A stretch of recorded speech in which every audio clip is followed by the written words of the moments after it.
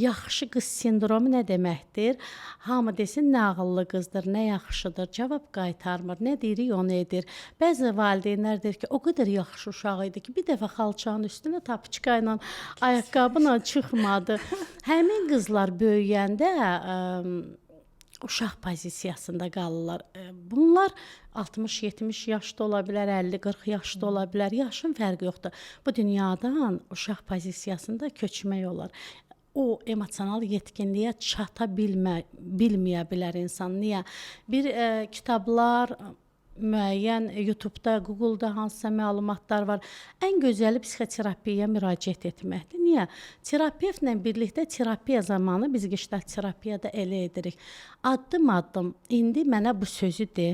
İndi bunu təkrar et. Hansısa texnikalar dur, göstər, et. Mən sənin üçün sənin qarşındakı o kolleqanam.